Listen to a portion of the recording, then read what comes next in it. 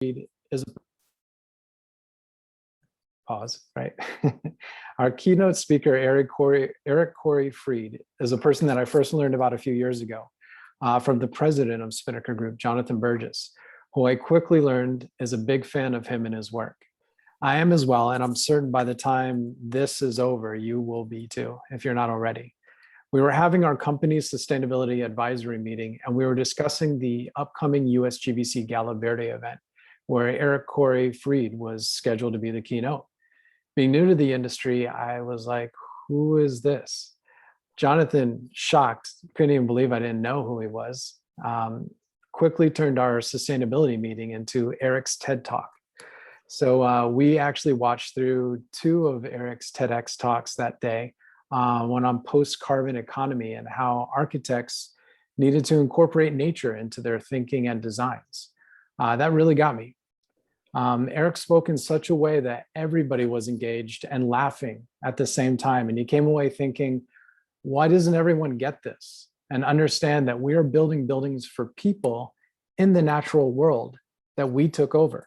And we need to consider that in our design and construction decisions, right?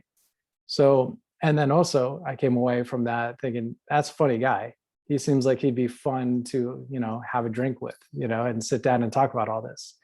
So the very next year, lucky enough, I was at Greenbuild Boston, and I was actually introduced to Eric through mutual friends of ours. And we ended up later one of those nights actually going out and having drinks at one of the after parties and shooting the bull, and talking about some of this. And then every Greenbuild since then, I keep running into Eric and we keep having drinks together, and he's a great guy, and he has a lot of good things to say, and he really makes you think about all of our design decisions, developer decisions, construction decisions. So it's always great to run into him. So when we created the On Climate Symposium for AIA Miami, and we were discussing who would make a great keynote speaker for wrapping up the 2 days of discussions on climate, adaptation, equity, and advocacy, one person immediately came to mind. Somebody who could wrap all of that into his work and could really speak on this more. Eric Corey Fried, of course. So I'll give you a little bit of the traditional background on Eric before he takes the virtual stage. For 2 decades, he was the founding principal of Organic Architect, a visionary design practice focused in biophilic and regenerative design. Today, he serves as the Senior Vice President of Sustainability for Canon Design, a global architecture firm known for innovation, where he oversees the greening of over 20 million square feet of construction a year.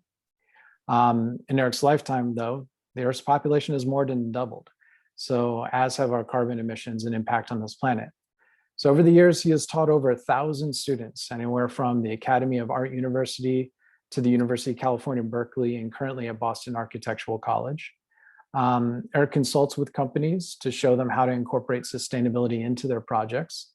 He likes how he gets to say obvious things like, that south wall will get hot, and people pay him money to tell him how smart he is, right?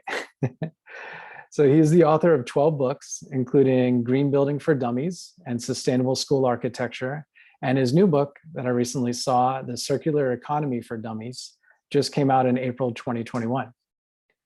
He speaks at many events all over the world. He's great for this. In 2012, he was named one of the 25 best green architecture firms in the US and one of the top 10 most influential green architects. In 2015, he was named a prestigious LEED Fellow by the US Green Building Council. And he's written over 1 million words on the topic, and his videos have been viewed over 1 million times. If you haven't seen his TEDx talks, you definitely should check them out. They're great. Now, one thing I will add in here, he said, now, while all this sounds impressive, he wants us to remember that the other day his wife did make him clean up dog poop in his backyard, right? He's just a human being like you and me, right? A superhuman being. But he has been on television on Fox News, HGTV, the Sundance Channel, and PBS. And now, right here in front of us, please help me to welcome your speaker, the closing keynote for tonight, Eric Corey Fried. Oh, wow. Thank you, Jesse, for that. The first part of your speech was made us sound like alcoholics, I think. So hopefully people don't get the wrong impression. Not at all. We But only had one drink. oh yeah, but It's light. great to be here. I'm going to show you a new talk, and like any new talk, it's a little unpredictable. So I'm going to show you about 150 slides very quickly, and I'm going to try to do this in 45 minutes. And we'll see how it goes. It's also a little strange because normally we would do this in person, and I could hear you laughing and see your big shiny smiling faces and all that stuff, and we're denied all that. But hopefully next year we'll get to see you in person. In the meantime, if I say something that you like, you can take a screenshot of the screen. That's kind of a quick way to do it. And then if you want to reach out, you can connect with me on social media, or that's my email there. And then also, if you want to text the word green to that phone number, it'll send you a copy of the full deck of slides. Now, that's not my phone number, so don't send me weird pictures of your junk or anything. That's an automated number. But if you text the word green to that number, you'll get an auto response, and then later on I'll be able to send you the slides. That's how that works. And I'll leave that number in the bottom of the screen. I'm not in Florida right now. I'm in Portland, Oregon, the other coast. And things are not as awful as you may have heard over the last year. It's been a crazy year here, but not as bad as you may think. It was really like 2 square blocks that were affected with all those riots and weirdness that you heard about. But please come and visit. And I won't take you to the affected area, but everywhere else is really quite nice. It's also a strange time to be alive, really, if you think about it, because we've been in this kind of like little tunnel, and now there's finally a light at the end of this tunnel. And I don't know about you. I don't know how you spent your year and a half indoors, but I got a little stir crazy, because normally I would travel on a plane every week, and I didn't get to do any of that. So I went a little nuts. And so I started a bunch of weird hobbies. Like I started making these signs for restrooms that I would stick onto hand towel machines. What else? I started another hobby where I make portraits of people in Zoom that are completely unaware of their camera, and having a gallery opening next month about that. What else did I do? I applied to be an astronaut. This is true. I applied to NASA to be an astronaut. I haven't heard back yet. I don't know why. Maybe it was something in my app. Maybe I'm too short or something, but fingers crossed I'll hear soon. I also applied to work for the Biden administration because, why the hell not? And then there's a question on the application. And I don't know if you know this, this is true. Do you identify with any other communities that have been historically underrepresented in government? And as a white guy, I didn't know what to put, so I just wrote comedian. And I haven't heard back from them either, to come to think of it. What else did I do? I started a podcast with my friend Eve, like everybody else, but this is a real thing. And we have had some amazing conversations with people about design and equity and diversity and death and living and mourning and all sorts, whatever we were working through. And we used the podcast as a bit of therapy, I think. And then also in this past year, I wrote a book, as Jesse told you. So this is my latest book. This is a real book.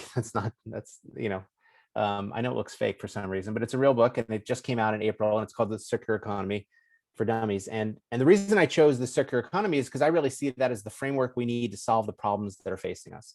If the traditional economy, traditional manufacturing is this take, make, waste approach, where we mine valuable things out of the ground, we expend exorbitant amounts of energy to process them, and then eventually throw them all away, what you realize is that really we're taking valuable resources and converting them to landfill in the dumbest way possible. That's really what our entire economy is around. And the circular economy looks to change that by bending some of those take, make, waste loops into harvest, make, and remake over and over and over again. And companies like Adidas and IKEA and Intel and Amazon and Patagonia have all embraced the circular economy as their pathway to the future. And we got to interview all of them for the book, which was kind of amazing. So now that we're finally out of this, right, I'm vaccinated and ready to start kissing strangers again. Where do we go from here, right? What happens now? And now, I hate to be a Debbie Downer, but now we have to roll up our sleeves and do the work. I read this today. This was just in today's Science magazine, and it was really about you guys, right? It was about what we call managed retreat. And basically, this chart is quite amazing. It says that as sea level worsens, your ability to protect and accommodate yourself, which are the yellow and blue areas, those will shrink and decrease. And the need for retreat, that green area, is just going to increase. And I think it was Mayor Phil at Miami Beach who said to me a few years ago that they are now expecting that at some point they're going to have to abandon Miami Beach, that it's just going to become a very expensive barrier island, essentially, as a protector for the rest of the inland city.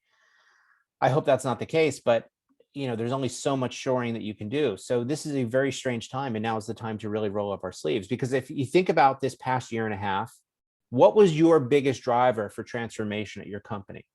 Was it that your CEO had some grand vision that he or she was putting forth? Was it that your CTO had some amazing technological, package that changed how you did everything? Or was it this little guy? And I'm willing to bet it was that little guy. I'm willing to bet that forced our hands into the innovation and transformation mentality that we'd been into this last 15 months, right? We've been able to Zoom forever, but it wasn't until that we realized that we really could work from home and do everything. So what I'm going to talk to you about today is I'm going to talk to you about three things, and just three things. First, I'm going to talk about the urgency of climate change and how I see it affecting you. Number two is we're going to talk about how to redefine the idea of cost. And number three, we're going to show you some of this innovation approach that we're deploying at Canon Design and how you can then use this in your own projects and practices in different ways. And I'm going to start with the urgency, because this is pretty urgent. It's pretty dire. In my past life, I was at Living Future Institute and then at Eco Districts, and I discovered that a building isn't just a building, right? A building is actually connected to a bunch of legacy infrastructure and systems. And so we're not really building one building at a time or one house at a time. We're actually adding to that legacy infrastructure. And you can't really solve the problem one building at a time, but you have to think of it at a district scale. And that's really the way that we've seen it, right? We're not just designing a building, but we're really contributing to this district scale approach to everything. And the reason that we have to take this district scale approach is because the scale of what we're about to build is immense. We're going to double the world's building stock by 2060, right? That's like adding another New York City every 5 weeks for 40 years. And if you don't know what I mean, here's New York City. So imagine that area being rebuilt somewhere in the world every 5 weeks and doing that for the next 40 years. By the way, this is New York about 90 years ago. There's the Empire State Building, which was always my landmark when I lived in New York, right? My office is 2 blocks from there. And this is New York today, by the way. You can't even see the Empire State Building anymore. It's been dwarfed by what's around it, which is a little crazy. But that'll give you a sense of the scale that we're dealing with. And we can't build it the way we've always built things. We can't just continue the 20th century, because China alone could completely change the game here, right? They used more Portland cement in 2 years than the United States did in the entire 20th century. So we're dealing with a scale that is unprecedented, at a time that is unprecedented, with a climate that is unprecedented. And the old way of thinking is just not going to cut it. China's building 50 bridges a year. That's one a week, essentially. They built one larger dam a day every day since 1949. I mean, it's just, you can't even fathom how much is going on. And then they also make a bunch of crap that they sell us here. And here in the United States, we open 4 new dollar stores every single day here in the US. And if you're doing the math, that's a dollar store every 6 hours, which is strange to me, because I've been in dollar stores and it's so upsetting to me. There are now more dollar stores than there are McDonald's, Walmart's, and CVS combined. And it also explains why last year we hit a really rather grim milestone, that in 2020, for the first time ever, all the human man-made mass now outweighs all of living biomass. In other words, all of our stuff now outweighs all of the life on Earth. So like, think about like those rollerblades that are sitting in your closet that go unused, and like all those single-use disposable whatevers, all that stuff, all that junk now outweighs everything else. And it also makes sense that the richest guy on Earth is the guy that sells us all this stuff. So I guess that makes sense. And that's why I wrote a book on the circular economy, because whether you're looking at take, make, or waste, each of those phases, take, make, and waste, all make Kanye unhappy. You know what I mean? Like, it's just bad across the board, and all of them could improve quite a bit. And so in a certain sense, I kind of feel like this is us. Like we're just la la la, just completely oblivious to what's going on right over there. And really what's happening. And it's strange because every president since John F. Kennedy have been made aware of the threat of climate change. Every president since JFK have said that they want to do something about the threat of climate change. And yet we have done relatively nothing. In fact, it was kind of great news to see on Earth Day just a couple months ago, President Biden, one of his 4 pillars is climate change, and he announced a bold reduction in greenhouse gas emissions by 50%. And now, hopefully, they'll put in the work to make it happen. But this is the boldest plan from any president yet, which is kind of great. And you can't be surprised by any of this because we've been sneaking this into your mass media for decades. Like we've been warning you that this is happening. And now here we are. We're at this strange crossroads that really the decisions we make in the next 12 months are going to have a profound effect on our future. And so there are really 4 pathways ahead of us, 4 possible futures, and they're all bad, by the way. None of them are great, but how bad do you want it to be? Is it just regular crappy or extremely crappy? You pick, but the decisions we make today are going to determine that future. So in a certain sense, I almost feel like we're just happy little dinosaurs that are just oblivious because we can't raise our necks and see what's coming down, raining on our heads. God, this is depressing, isn't it? I'm sorry about that. This is kind of my weird mental state. I read this book by Jim Collins called Good to Great, which is a wonderful book, by the way. It has nothing to do with climate change, but it's a great book. But at the back of the book, Collins does this exercise, and he asks CEOs, what are the 5 most brutal facts facing you today? So I thought, what a great exercise. Let's do that for our industry. And the 5 most brutal facts facing construction today are, number 1, that climate change is going to drive a price on carbon. We don't know when, we don't know how much, but we know it's inevitable and it's going to happen. Number 2, that liability is going to make entire areas uninsurable. And by areas, I'm talking about both geographic areas, right, regions, and also entire industries, completely uninsurable. And I had a meeting yesterday with one of the top 5 largest insurance companies in the world, I can't say who, to discuss how they're reassessing climate risk. So this is all happening in real time. Number 3, that we use a lot of concrete, and concrete still doesn't have a viable low carbon scalable solution yet.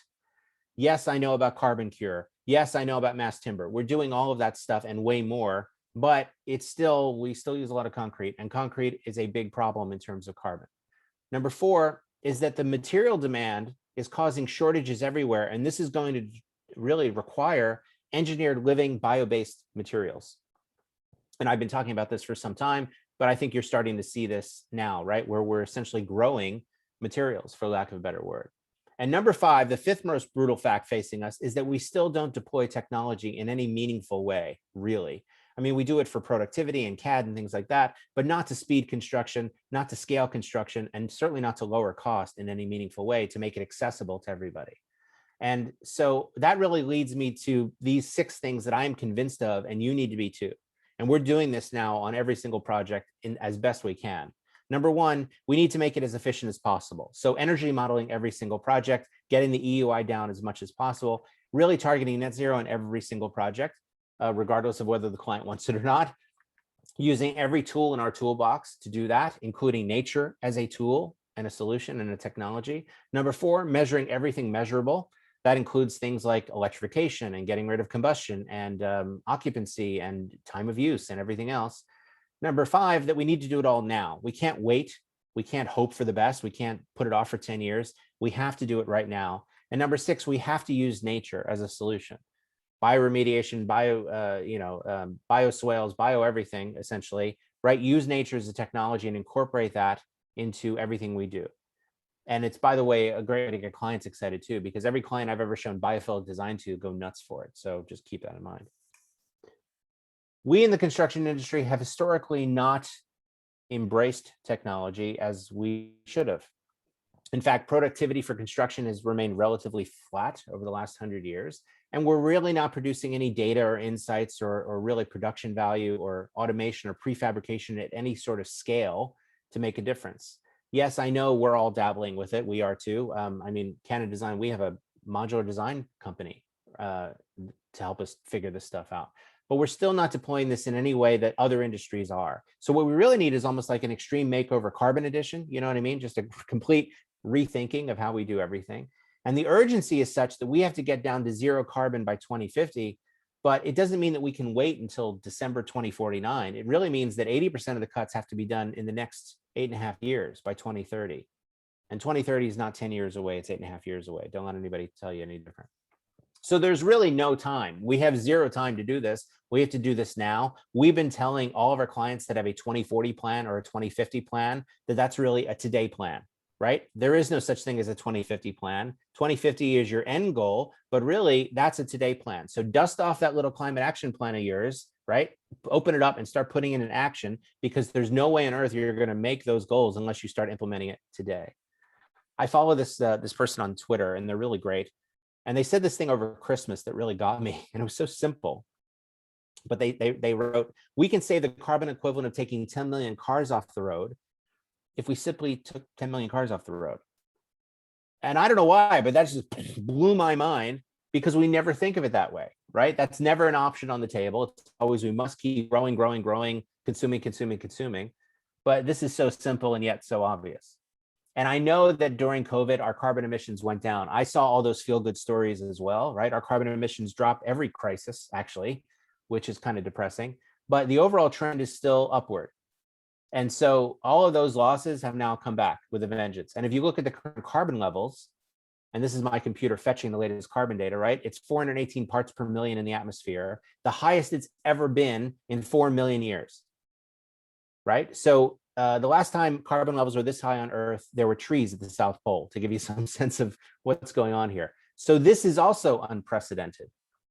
And because of the time value of carbon and the urgency of it, we really have to focus on what we build the buildings out of, the embodied carbon, because that's going to be released first. So building net zero is great, but not if you end up using a ton of concrete and steel to do it, because that'll blow our carbon budget anyway. At the end of the year last year, I discovered Canon Design that, we stopped traveling in March of last year. And as a result, our firm-wide carbon emissions dropped by 73%. And I was, I thought, oh, this is kind of amazing. Just by accident, our carbon emissions dropped by 73%. And I told Brad, our CEO, this, and he said, well, how much money did that save us? And I said, I don't know. I'm the sustainability guy. I don't have no idea. So I looked it up. It saved us $2 million by not flying everywhere. We as a firm saved $2 million not flying all over the place, yet we still got our work done. We still made our clients happy. So with that $2 million, our CEO paid that out to everybody as a carbon bonus. We all got carbon bonuses this year. And now we're trying to keep that up for next year. So that's kind of amazing. But the thing that I struggle with all the time is that every time we demolish a building, every time we build a big dumb glass box, every time we're not targeting net zero, anytime we do those things, if we're really being honest with ourselves, that's a form of climate denial. And I'm guilty of it too, right? We still do, we all do it. I get it. But this is what I struggle with as an architect. Anytime we're doing these traditional things, it's technically avoiding the reality that's in front of us. And that is, therefore, by definition, climate denial. And this bothers me, right? There is no easy transition here. We've run out of time. We've run out of options to have an easy transition. So now things have to go, they're going to appear drastic, unfortunately. The thing that gives me hope is knowing that we changed our planet by accident, right? We didn't mean to do this. It was just by accident. And so if we could do this by accident, imagine what we could accomplish if we actually tried. Imagine what we could get done if we really set our sights on something big. And if that doesn't put you in action, maybe this news story will, because this scared the crap out of me, that like, wow, maybe this will get people to pay attention and do something about it. I'm not even going to read the headline because I'm too, mature. Okay, so number two, I want to talk about cost and really redefining cost, because for the last, 15, 20 years, most of green building has really been about ROI, right? Return on investment and payback and all that other stuff. And I can't tell you how many conversations I've had with clients around this, but I'm starting to suspect it's not about the money, because we seem to have money for all sorts of other things that we want to do, right? We build $1.6 billion stadiums that are used 8 times a year by people spending money that they don't really have and can't really afford to watch a bunch of millionaires play a game. So I'm starting to suspect it's not about the money. We spend the money when we want it. So maybe it's just about priority, right? I was in a meeting, and it's a client in Miami, I should say. I can't say who, but there was a client in Miami, and we were talking about how we shouldn't put cancer-causing chemicals in the building, and what a great idea that is. And everybody agreed. And they said, well, how much will it cost us to not put cancer-causing chemicals in the building? And we did a kind of a rough calculation, and we said, well, it won't cost you anything. It'll cost you about, $16,000 up front. but it'll pay for itself in that, right? We had a whole argument about ROI, and the client's like, $16,000, 16, and the word $16,000 was still in the air. It was still like in the room. And then suddenly the client turned to the engineer and said, in the same breath, said, hey, where are we with that $26 million parking garage that we're building right next door? So it's not about the money, right? We're spending 26 million to subsidize everybody's automotive habit. Clearly, it's never been about the money. It's about a priority and understanding priority. And so that's what we do. We target them on the priority. You know, you've all been in those meetings, right? Where we're talking about, I don't know, lead or something. I know Jesse and Jonathan have been in this meeting, right? Where you're in the meeting and some smart alecky engineer says, well, you know, I ate a salad today. How many lead points does that get us?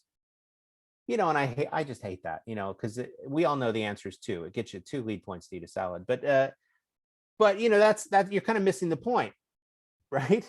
It's never been about the money. Think about a company like GM. I'm obsessed with this. GM has the most brilliant innovation ever because they offloaded all of their infrastructure to the American taxpayer, right? Last year, we spent 177 billion with a B dollars maintaining the federal highway system. So GM somehow got the government, you, to pay for freeways everywhere. In fact, all told, we've spent 2.6 trillion building and maintaining the federal highway system, right? Outsourcing automotive infrastructure to make sure everybody can drive as an American right. So it's never really been about the money. Same thing in offices, right? Nobody ever looks at the Christmas decorations and says, what's the ROI on that? What's the payback on the coffee and donuts in the break room for the employees? There is no ROI because it makes everybody happy. There's your ROI. You have to do it because it's not as weird. So it's never been about the money. Same thing with we have to bring back coal. Well, there's only 46,000 coal workers in the whole country. Do you know there's more yoga instructors than there are coal workers in the country? Do you know that? And I'd rather teach them how to do a downward dog, to be honest with you. Like, I think it'd be better for them and their spine and their posture. And as much as that seems like, okay, well, it's still 46,000 workers. Oh yeah, well, there's 3.3 million people working in clean tech. So we are dwarfing them. If you want to save an industry, let's really save it by showing them how to move to a renewable future. So it's never been about the money. It's been about fear. Fear of the unknown, fear of the unfamiliar, fear that you're taking a risk. You ask any sustainability director, and really that idea of chasing money, it's a red herring. We all do it to show the client and put them at ease, but really we're alleviating their fear. So I don't sell them on sustainability anymore. I sell them on benefit. I sell them on outcome. And luckily, a green building has a lot of outcomes. And so you sell them on these outcomes and get them excited about these outcomes. And then you can say to them, okay, what are these things worth to you? Let's put a value to these things. And how badly do you want them now? We see the same thing in happy workplaces, right? Productivity goes up, more innovation goes up, sales go up in a happy workplace. So what's that worth to you? So sustainability has never been about the money. Sustainability pays for itself. You can't afford not to build a green building if you do it right. So don't fall into that trap. Don't get into that kind of combative approach of the ROI argument, especially since the ROI is never an oranges to oranges or apples to oranges or whatever analogy you like to use comparison. Not all orange slices are the same, right? We're putting chilled beams in a project in Miami, right? The upfront cost is minimal compared to normal forced air system. The savings it'll pay for itself in 4 years, but it also has better acoustics, better infection control, better comfort for the client. So we're factoring all that into the life cycle too. So when we look at the life cycle cost, it is a slam dunk, and we're targeting the outcomes. It's not about the money. I watched that special on HBO on Chernobyl, which was excellent. But you all have to watch that if you haven't seen it. It's amazing. And one of the things that struck me of that Chernobyl episode, if you don't remember, in 1986, a nuclear reactor scrammed and created an area that still keeps 25% of the former Soviet Union radioactive. So it's a horrible story. But one of the things was that at the time of the crisis, the engineers were looking and said, no, the radiation's low because the meter here says that it's 3.6 Runkin. Runkin is the measure that they use. They said, look, it's fine. They kept showing the meter. The meters, it says 3.6 Runkin. That's well under dangerous levels. Well, the meters only went up to 3.6. The actual number was 15,000, well above 15,000. So they were measuring using measurements that were too short. It's like trying to measure something with a ruler that's only 4 inches long. It doesn't really work. So you got to figure out, is the tool that I'm using the right tool, the right type of measurement? A similar thing happened in New York in the 1930s. You've heard of Typhoid Mary in New York. Well, there was a doctor who was world renowned for his ability to predict if people would get typhoid. And people would line up to his Park Avenue office. They'd get in front of him and he'd take his bare fingers, no gloves back then, and he'd touch their tongue and squeeze it and go, yep, you're definitely going to get typhoid. And sure enough, they would get typhoid. It turns out the doctor himself was infected with typhoid, and he was infecting people when he touched them with their tongue. So sometimes you're reinforcing the exact wrong lesson you're trying to do. That's what we're doing with cost. We're essentially getting into that battle game around ROI, and we don't need to. In truth, we can't afford not to do it because the potential savings is 10 trillion with a T by the end of the century. And that's if we can keep warming below 3 degrees, which is our second pathway, not even the good one. That's like the medium crappy one. Think about the typical healthcare location, right? How it's long waits, low comfort, high stress for the patients. Everybody arriving in the building is under stress and freaked out. Think about the typical school, right? Uninspiring, terrible lighting usually, and very, very wasteful. They're paying people to throw things away, which is bizarre.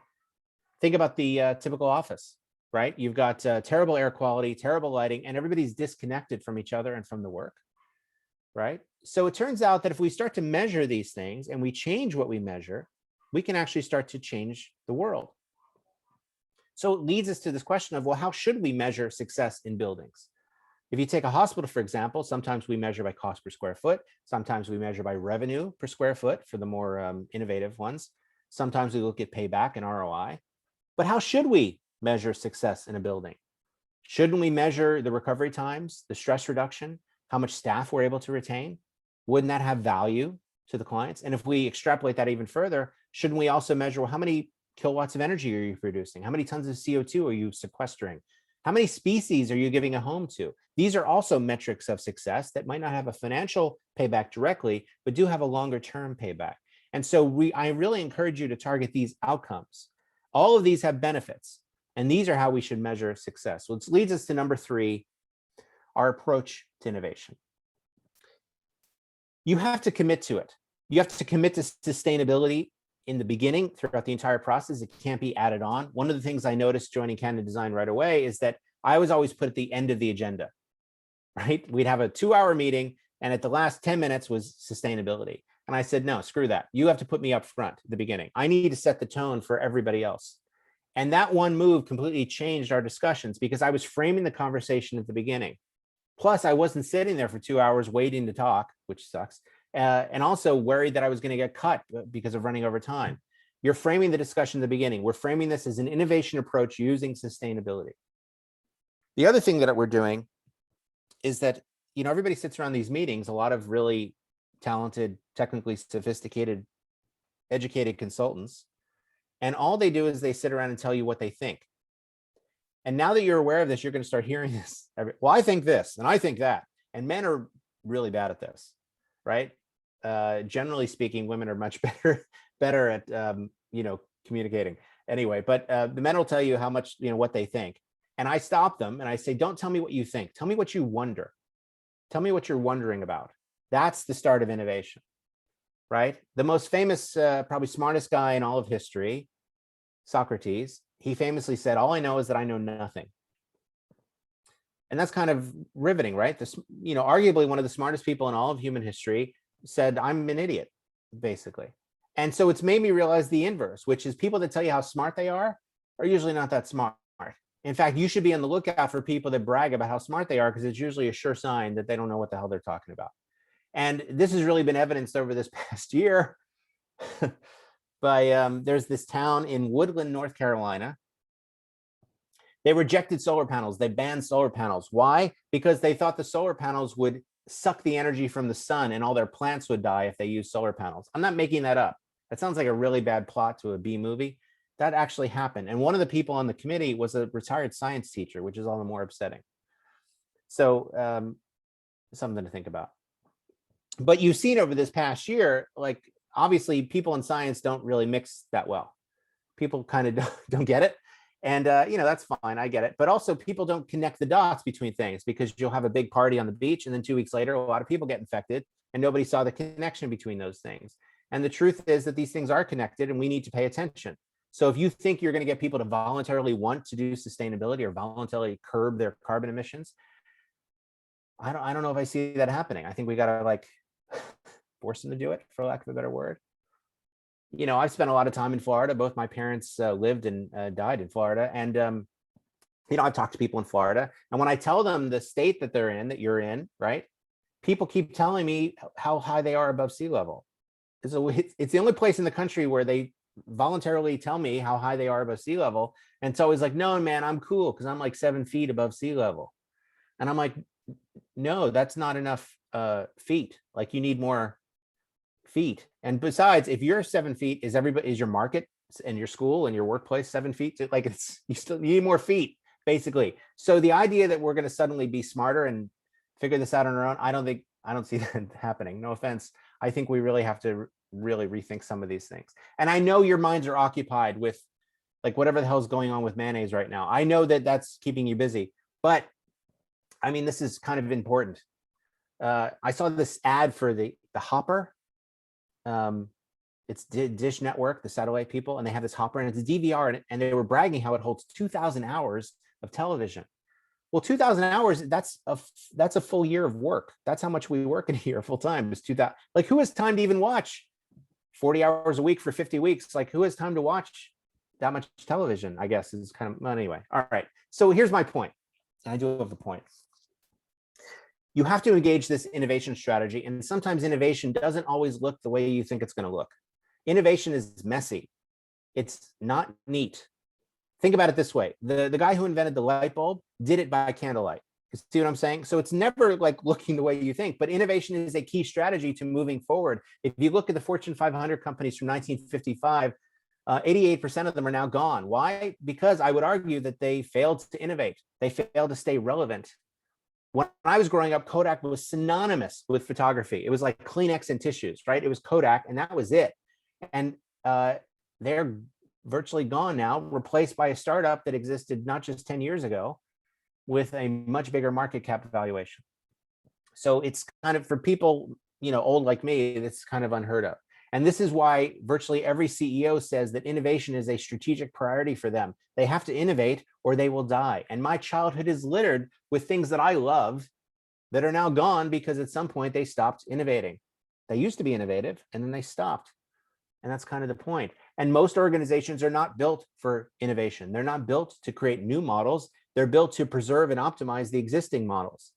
So you need to start thinking of yourselves as innovators. You have to choose innovation. It doesn't just happen.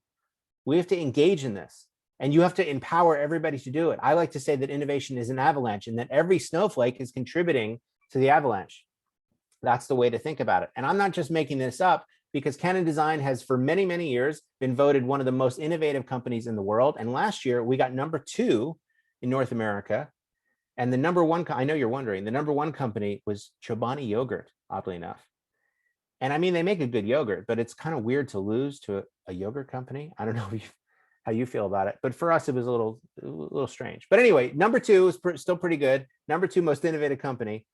And that's not among architecture firms. It's like all companies. So innovation is in our DNA. It's what we're ultimately selling to the clients. And as an innovative company, what we've done is we've committed to 4 bold things. #1, we've committed to targeting net zero energy on every single project. #2, we're cutting our embodied carbon in half by 2030, which again is 8.5 years away, not 10 years away. #3, we're doing a material health strategy on every single project. And #4, we're doing a resiliency strategy. And I'm going to show you some of that on every single project. In addition, we're doing all the usual commitments that every firm should do. We're part of the AIA Large Firm Roundtable, of course. We're participating in COAT. I was a judge this year in the COAT Design Awards, which is really fascinating. We were an early signatory for 2030, and I encourage you to do the same. We also just signed on for the SE 2050 commitment, which is structural engineering to cut embodied carbon down to 0 by 2050. And I encourage you to take a look at that. And we're also participating in the Carbon Leadership Forum and all of their amazing tools. And I encourage you to do the same. The reason we're taking this innovation approach is because we have to. I'm not selling them on sustainability. I'm selling them on innovation. I'm selling them on the outcomes, the benefits that sustainability brings. And their pain points are the key to innovation. What a client is sick of is the question where innovation begins. So we spend a lot of time asking them what pisses them off, what bothers them, what are they struggling with, what keeps them up at night is one of my favorites. And then I'll usually start with a big provocation.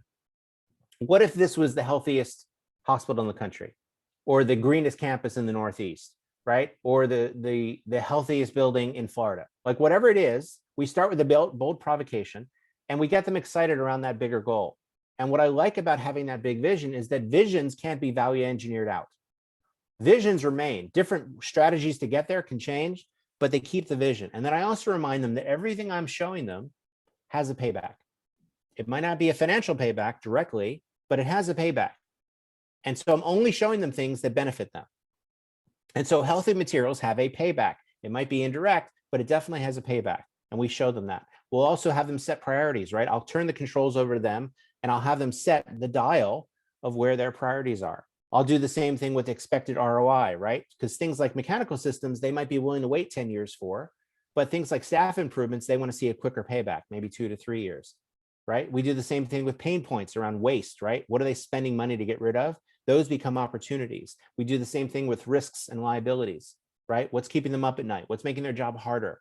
Again, pain is the pathway to innovation. These are the resiliency charts we use. So I ran one for Miami Beach since we're doing projects there. And this is kind of our typical resiliency dashboard. And this just gives our clients a quick overview of all the stresses and shocks that face them. And then we tie those to societal factors and how their societal factors are affected. And then we tie these to design factors, right? How this is going to impact the systems. So for example, if you're building a hospital in Miami Beach, well, the chiller capacity that we're assuming now is going to change. It's going to increase. So let's anticipate that expected increase in chiller capacity. And these then turn into design strategies. And then ultimately you can see where Miami ranks in terms of readiness to risk index. And it's unfortunately not that great, but I know you're working on it. Essentially, we're meeting the clients wherever they are. So if they're just ready for a Camry, if they want to go full on Prius, or if they're really ready for the full Tesla, wherever they are, we meet them, but we're going to engage them in that conversation, whether they like it or not. And using this process, this is how we have dozens of projects that are the greenest building on campus or the healthiest building on their campus, because we've engaged them in this process. We've set this bold vision. We just did this for Ohlone College in California. This is certainly the greenest building on their campus, but they have a targeted net zero campus wide, which is kind of amazing. This is the Caltech's Resnick Center for Sustainability. This will be the greenest building on an already green campus, and really innovative curtain wall that shades direct sun from the summer. So it's a parametrically modeled facade, and that's a mass timber building on top of it. This is at U of F. This is their new student health center. This will be WELL Platinum. It'll certainly be the healthiest building on their campus, and it's really changed the conversation around what they're doing at University of Florida. Go Gators.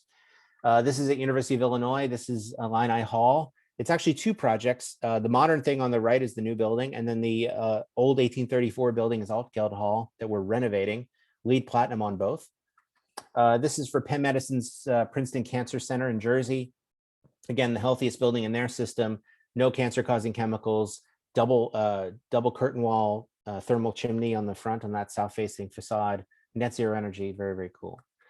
I put this in just so you have it. These are the tools that we routinely use. And if this is overwhelming to you, then just start with Mindful Materials. That's the best one. It's free, so you can really get involved, and encourage your manufacturers to sign up. We have this thing that you can't do a lunch and learn at Canon Design unless you're in the Mindful Materials database or you have an EPD. And then we're also using Tally and EC3 to measure the embodied carbon of all these projects. Tally is a plugin for Revit, and EC3 is the embodied carbon construction calculator. And we found that just by making smarter choices, we can reduce the embodied carbon in a building by half without changing the design at all, just by making more informed choices of sourcing. I also then put this together. I don't have any affiliation with these companies other than I admire what they're doing, but all these companies have really gone to great lengths to embrace transparency, material transparency and EPDs. And so I just like to tout that. Again, I'm not related to any of them. I just like what they're doing. I also sit on the advisory committee of a group called erase40.org, and they're using behavioral science to show CEOs how they can reduce their carbon emissions. So that's pretty cool. I'm also an advisor to GeoShip, which is a bioceramic alternative to concrete. It's twice the strength and half the weight of concrete. And they're making it into these domes, but the material can be used for anything. Really kind of innovative. I also advise this company called Glavel, which is glass gravel. And it's recycled foam glass gravel, and has a whole giant carbon story to it. And the CEO, Rob, is amazing. And it's for something as mundane as backfill, like something you wouldn't even normally look at, but it's insulated backfill essentially. We've also been really following what's been going on in concrete, as you can imagine. I have no affiliation with any of these companies. I'm just kind of reporting what I'm finding. These 6 companies, for example, are all doing low carbon types of concrete using different types. Carbonate is speeding up their carbonation reaction. Solidia is injecting CO2 into the voids. Blue Planet is coating the aggregate with CO2, like Raisin Nut Bran or something like that. Carbon Cure injects CO2 directly into the water. So they're all kind of doing the same thing, but all kind of a little different. And so I'm just obsessed and watching all of these. And so I just put them together so you'd have them. I'm also obsessed with this company called Biomason. I have no affiliation with them either, but it's recycled stone mixed with bacteria. So they're growing concrete pavers essentially. And really beautiful material, by the way, too. This is another one. This is Ecovative. This is mycelium. It's mushroom fungus essentially that's been grown. And actually I have a piece of it here, which is, kind of cool. And they're using it for insulation and packaging. And in fact, we're tracking kind of all of these zero carbon bio-based materials very, very closely. I think these will all become part of our palette very, very soon if they haven't already. And in fact, we're tracking the carbon emissions of everything that we put into the buildings. And we're really targeting steel, aluminum, and concrete, those 3. And if you don't do anything else, just target those 3, and you'll see a world of difference in terms of your embodied carbon emissions on the building. We're also looking at technology in very interesting ways, and I'm tracking all of these companies. And again, I'm just sharing them with you so you have them available, but they're using 3D printing and fabrication because they're really trying to scale and speed construction, as I talked about. And then these are the AI companies that are using artificial intelligence to monitor construction. Doxel, for example, has this little tank-like robot that drives through the site and can identify what was done that day. So it knows what a beam is, it knows what a duct is. It's very, very, very cool. And then, of course, there's 3D printing. And I'm most obsessed with this, the idea that we could 3D print out of some sort of sustainable material in some meaningful way and really get some amazing forms at the same time. We're also looking at automation and prefabrication in a bold way to improve quality and speed. Okay, so that's what I wanted to share with you. That was 45 minutes. That's pretty good. In the time that we've been talking, or mostly I guess I've been talking, in the time that I've been talking to you, 1.5 million tons of CO2 were released. So you can see that this is kind of an uphill battle that we're facing. And I'm hoping that this conversation opened your eyes a little bit to some of the possibilities and maybe how to frame this with your clients. And if you can start to engage them in this innovation strategy and this idea of selling them on outcome and not sustainability, well, isn't that the pot of gold at the end of the rainbow, really? And wouldn't that frankly make everybody happy? Okay, so like I said, I'm happy to take questions. If you want the slides, text green to that number in the corner of the screen, or you can always email me or tag me on whatever. And that's it. And yeah, let's please, I welcome some questions. Well, thank you very much, Eric. I appreciate you speaking tonight, and really great stuff, all innovative technologies and things that we need to think about when we're talking with our clients and when we're thinking about the work that we're doing ourselves internally with our groups, right? So we did have a question from the audience. This one came from Albert Slap. He said, if many coastal properties are at the end of their useful life, can they be demolished and the concrete and other component parts be recycled to build up the land and the buildings higher, better, and more resilient? So that's a great question. The answer is if these are going to be stranded assets, as we call them in real estate, right, and they're truly going to go to waste or go underwater, then suddenly demolishing them makes a lot of sense if we can recapture some of those buildings. And maybe it's not demolishing that we're calling it, but more deconstructing and then reusing that material. And certainly concrete could be ground up and made into new aggregate for new concrete. But maybe there are other things that we could do with the building. So the answer is absolutely, but we're really seeing, demolition as a last resort, deconstruction as a much preferred alternative, and reuse, of course, is the best alternative. So we have a lot of clients where they're assuming they're going to tear down their old building and build a new one, and we're trying to talk them out of it. Sometimes we succeed, sometimes we fail, but at least we're engaging them in the conversation, which I think is probably half the battle. Thank you. Another one that I was thinking about here, I'll admit it, it's been on my mind. A lot of people talk about sea level rise. They talk about all the water that's coming up below the limestone filled areas or the limestone ground that we're actually on here down in Florida.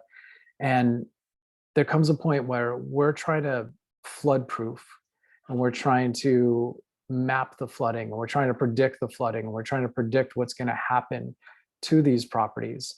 And we stand to lose billions, if not trillions of dollars, coastal erosion, everything that's happening. When you're advising your clients in Miami Beach or in Miami in general, or any other coastal city where you see these things happening, how much of a point of it do you really tell them that, or that you feel you need to warn them that these things are going to happen where they're building? So either they change, they become more resilient and they adapt, or they consider building maybe someplace else. What are your thoughts on that? We've done it. I can tell you, we've done it with 100% of our clients in the southeast region of the country, especially along any sort of coastal cities. We're doing it with Caltech, which is in Pasadena, which is not on the coast. It's slightly inland, but still at risk. We're doing it in Long Beach, where we're doing a master plan for the school district. We're doing it everywhere. We're running that resiliency dashboard I showed you. We're doing that on every project now. With the Miami people, it's harder, right? The Miami Beach, especially, they've raised their site by 4 feet already. We said 4 feet probably isn't enough, and maybe you need to raise it 10 more. And even so, let's say you do that. Well, the rest of the island isn't going to do that. And what happens during what we're predicting will be 5 hurricanes a year? What happens to the other essential services? So it's going to disrupt operations. The stresses and shocks are just going to keep increasing. And at some point, it'll make sense for what we call managed retreat or abandonment. But in the meantime, they're building seawalls and raising sites. And but we're advising all of them. I mean, knowing what we now know, how in good conscience can we not tell them this? And there are times when I feel like Chicken Little, like the sky's falling, and and nobody's believing me. But it's interesting because in Miami, you're seeing it play out in real time. You have evidence in front of your eyes. This is not anecdotal anymore. You're having sunny day floodings and king tide floodings, and you're seeing the water intrusion. You've already raised the roadways. You've already started building seawalls. Like you're going through it. It's almost easier to have the conversation in Miami than it is even in Savannah, Georgia, right, which is relatively close.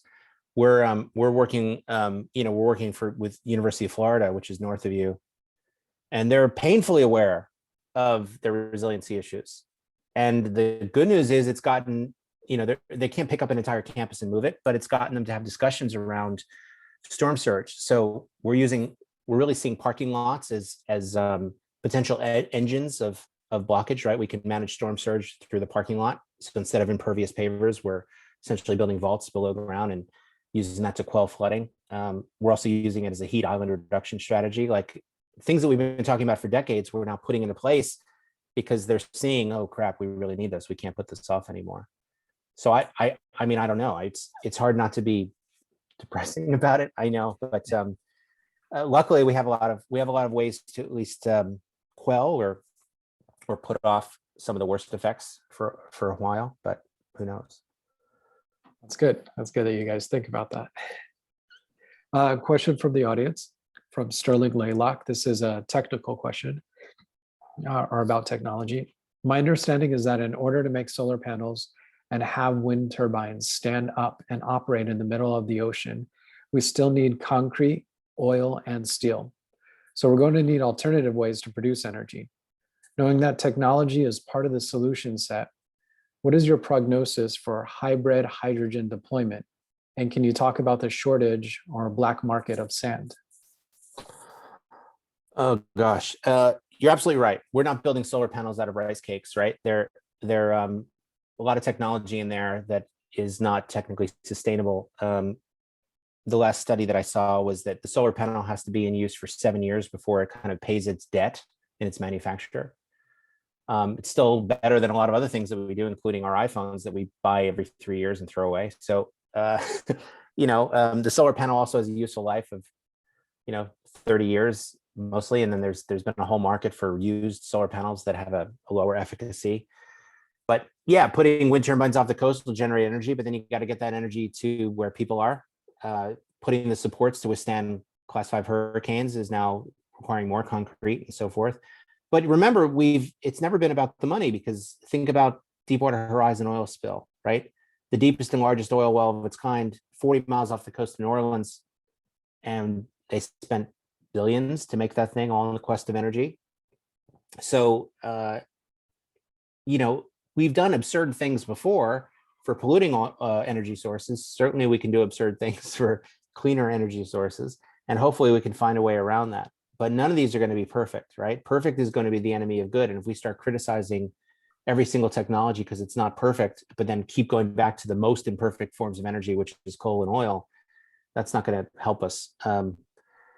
But yeah, there's also, you're forgetting, if you're near an ocean, you also have tidal energy, which is almost easier to capture and much more sustainable. So there's lots of things in front of us. The Earth gives us way more energy than we need, both from solar and tidal energy. So we can really capture a lot of that. And then hybrid hydrogen deployment. I am an all of the above person now. Because of the urgency of climate change, I'm like, nuclear, great, just do it. Hydrogen, great. Yeah, great, let's do it. Anything as a bridge technology in between that doesn't emit carbon, I am all in favor of, especially if the hydrogen cannot emit, any sort of methane or anything. So wonderful, great, let's do it.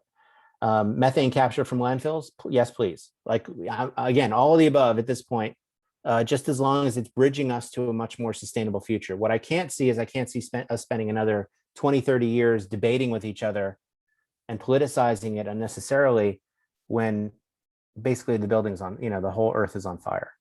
And then his last question was about the shortage and black market of sand. Oh my God. Well, there is a shortage of everything. I don't know if you've been following lumber prices lately, but they've been on a bit of a roller coaster. They just went down this week. We have a shortage of everything, and we're freaking out because we work across the entire North America, and some of these GMP prices that we've locked in suddenly don't seem realistic anymore. So I don't know what we're going to do. There was also a couple weeks ago, I don't know if you heard, but a tech company called Katerra, which is a $2 billion company, announced they were shutting down. So suddenly they were going to fix a lot of this stuff, right? They were the guys that were going to figure this stuff out. And they didn't. So yeah. I'm hoping that other contenders will come along to do that.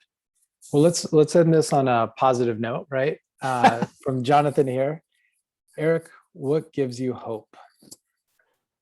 Well, Jonathan gives me hope. Jesse,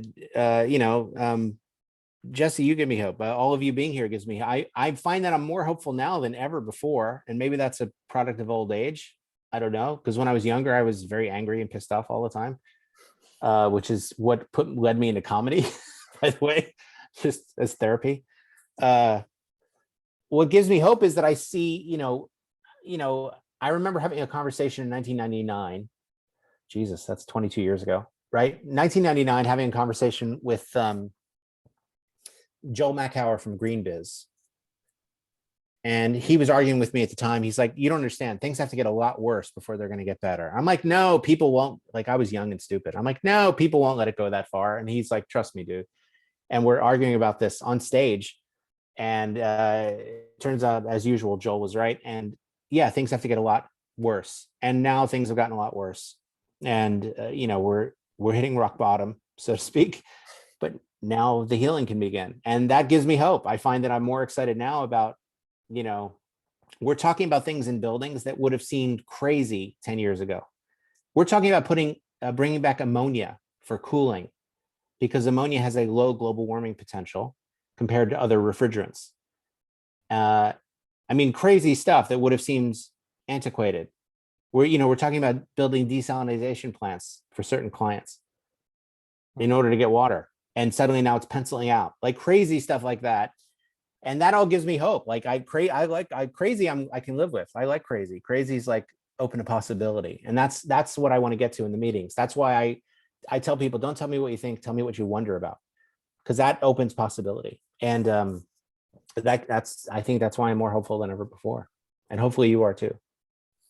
I definitely am. And I wonder if everybody else is here too, and they'll take this with them. So I really appreciate the time that you spent with us tonight, Eric. We did hit the 5 o'clock mark, so I want to respect everyone's time. Thank you so much for being a part of this. Thank you so much for closing this out. It was a great presentation and a great time talking with you. And I think we all learned a lot about the type of work that you're doing and the possibilities that are out there and how to be hopeful.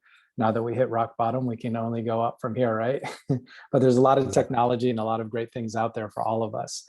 And this 2-day symposium, thank you to everyone who was able to attend. Thank you for everyone who helped organize and sponsor this. I want to give one more shout out to our sponsors.